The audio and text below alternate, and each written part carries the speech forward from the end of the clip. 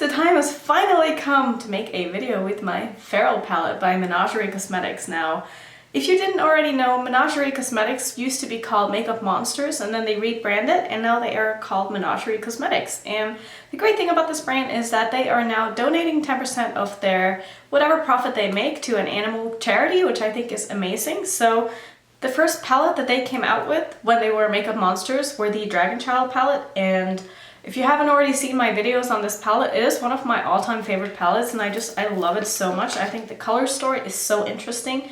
It's so unique. The mattes in this palette are out of this world. Now, I will say they do stain, so just keep that in mind, and I'm very interested to see if this palette is going to stain as well. If you haven't seen the inside of this, it looks like it does have a mirror, and it looks like this. This palette has a mirror, the other one doesn't have a mirror. I do prefer palettes that do have mirrors now that I do make YouTube videos, but before that, and if you don't make YouTube videos, you probably don't care. So I'm really excited to play with this. I just think the color story is beautiful. I've been staring at this palette all day and I just see so many different looks that I want to do with it. And I'm going to keep it fairly simple today with the look that I want to do. But I think I first want to get into this palette and start touching it and swatching it and see how these swatch, because the other mattes and the other palettes swatched so beautifully, so I'm excited to see if these are going to do the same. So I will swatch this like I always do. I will go from left to right, top to bottom, and then I will play over some music. So you guys can just sit back and relax and watch the swatches, and I will be right back to make a look with this.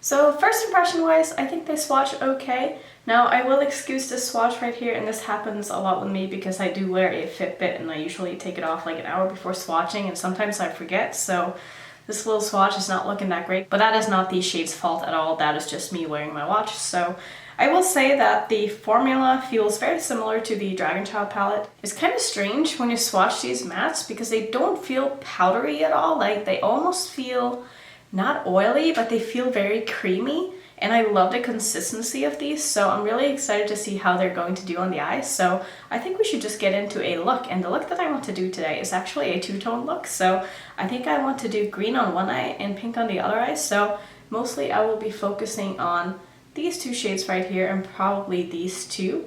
And then I might pop the yellow in my inner corner on both eyes. So that's going to be my plan. I'm first going to start off by priming my eyes with my MAC paint pot. And since this is a first impression and I know how the Dragon Child palette formula is, I'm going to set my base today. And to set my base, I'm going to use this shade right here called Wolfing, because I think that is going to be the perfect shade to set my base with. So what I'm going to do first, I'm actually going to start off by taking Night Eyes, which is the yellow shade, and I'm going to put that in my inner corner on both eyes. And the reason why I'm starting with my inner corner is because I would rather layer other shades on top of yellow than layer the yellow on top of other shades. So I'm just going to pop this right in here, and that is beautiful. Oh, I love this. I am using a Colourpop E9 brush, if you were wondering. And I'm going to pull this quite far in because I do want to make sure that when I get the other shades on the lid that this shade still pops and stands out. And I'm also pulling it a little bit down onto my lower lash line. And I'm surprised that this shade is popping as much as it is, because yellows are usually really hard to formulate in a way that they don't need a sticky base to hang on to. And I am so far very impressed with this shade. I'm already noticing that there is way less kick up in the pan in this palette than there was in the Dragon Child palette. So maybe they have changed their formula just a little bit, but that's not necessarily a bad thing because it seems like the pigmentation is absolutely here still. So next what I want to do is I want to put these two shades over my whole eyelid. I'll probably do pink on this side, green on this side. So I'm just starting with the pink, and I'm taking that on my same brush that I obviously wiped off in between uses, and I'm first just working on putting this down into my crease. It's not so important to get it all over my eyelid because I will go in with a shimmer after, so I just want to get the crease shade down first. And like I said, this is going to be a very simple look, And I know I haven't done any two-tone looks on my channel yet, but I've done a couple on my Instagram, and some of you wanted me to recreate them in a video, so I thought, what better way to do it than to do it now. So I am blown away by this shade. This is so beautiful. And I can't believe the pigment in these shadows, not just this palette, but the Dragon Child palette as well. Usually with shadows like this, you need to put them on top of something that you haven't already set. So the fact that this is showing up so beautifully already is just, it's so impressive. And I don't know how they do this. Now I will say on the palette that it actually says that it is an eyeshadow palette and it has pressed pigments in it. So it's not just eyeshadows, because some of these are only pressed pigments and they don't contain anything else. So I have a feeling that this is definitely one of those pressed pigments that don't have anything else in them. And this is looking so nice. So I'm not sure if I want to keep the lower lash line the opposite or if I want to keep it the same. So for now I'm just going to keep that open. So I'm just going to now work on blending out the edges real quick. Now these are such a dream to work with. And I did get a little bit of kick up in the pan with this shade. I'm not sure if you can see it, but there's definitely some powder here. I didn't really have any issues with this one, but this one definitely has more kick up, which is fine. It's not really something that bothers me, but if it is something that bothers you, maybe just keep that in mind. So I'm next going to take Fenris, which is the like army green shade, and I'm going to do the exact same thing that I did on the other eye with the pink. Still using the same brush.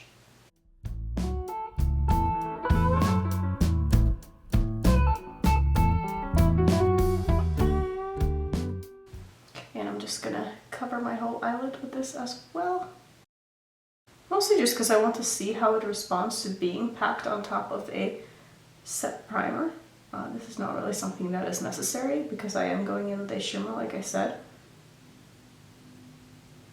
But it's just a good way to test out shadows.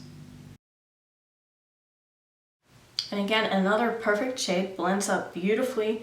And this is not sponsored, obviously, you guys know that, but I just wanted to put that out there because I feel like I'll have a lot of really good things to say about this palette from this first impression. So I'm next going to take my MAC 242 brush and I'm going to dip into the Pack Leader, which is this absolutely beautiful pink, but it's got like a peachy shift to it. I don't know if you saw that in the swatch, but I didn't notice that when I first saw it, but now I can see it's almost like a duochrome. So I guess I'll try this without spraying it first, although I do prefer to spray my shimmers. And this is definitely working well, but I feel like I can get it to be way more impactful and probably get less fallout if I spray it, so I'm gonna go do that. Oh yeah, that makes such a difference. And so I'm just really packing this all over where I put down the pink on my lid. And I'm making sure to not cover up the yellow too much, but I am going to just gently mix these in together by just kind of tapping over it. That is so stunning. So this might not be the best color combination to do a two-tone look with, but I really didn't have a choice because there's only two shimmers in this palette and it's a green and a pink, so that's just what we're gonna have to work with today, but I kind of like it still. Next I'm just going to do the same thing with this green shade. I also made sure to spray this.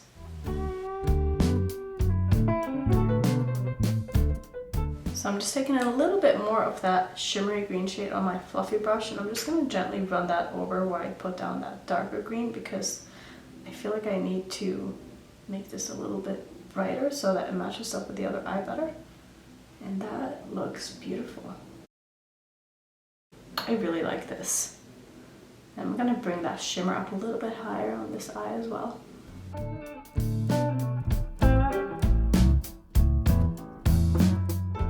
And I think because this look is crazy enough as it is, I'm just going to keep to the same shades on my bottom lash line. So I'm going to do the exact same thing that I did on the top on the bottom.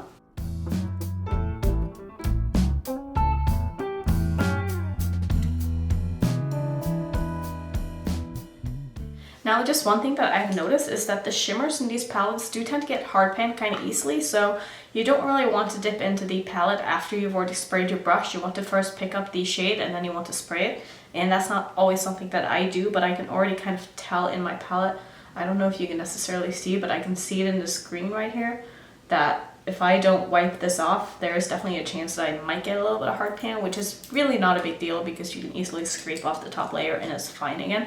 So before I do anything else, I just want to see how these swatches do when I wipe them off, because I want to see if there's any staining like there was with the other one. But usually it's like pinks and blues that tend to stain on me, so let's see. Yeah, no, I don't think I'll have any problems with staining with these because they came off very easily, so that's always good. Yeah, no real issues there. So I'm going to go off camera, just put on a little bit of liner and mascara, and then I'll put something in the waterline and I'll just let you know what it was when I come back. Alright, I am back and I want to just tell you real quick what I used in my waterline. So on the pink side I used this Wet n Wild pink pencil, and on my green side I used Colourpop's Teaspoon. And I love both of these so much. They're both very inexpensive and great liners. So if you were thinking about picking up some very cheap liners, I would definitely go for Colourpop.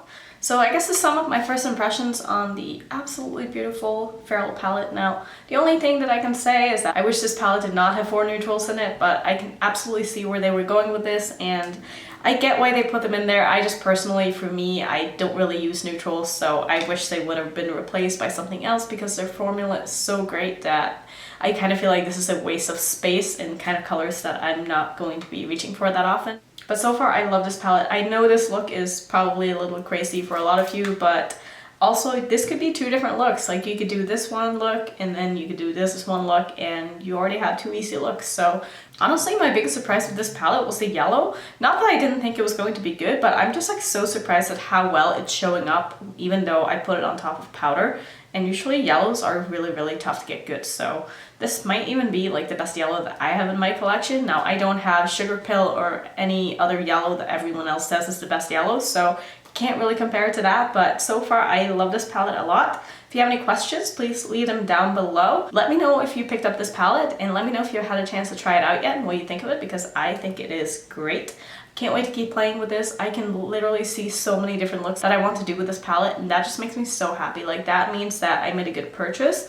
If I look at a palette and I can think of endless looks with it, then I know I'm going to be excited to keep playing and playing and playing and playing with this palette. So yeah, that was all for this video. I tried to keep it as short as possible, but I mean, that never really happens. So thank you so much for watching. As always, if you are new to my channel, I would love it if you would consider subscribing, and I will see you in my next one. Bye!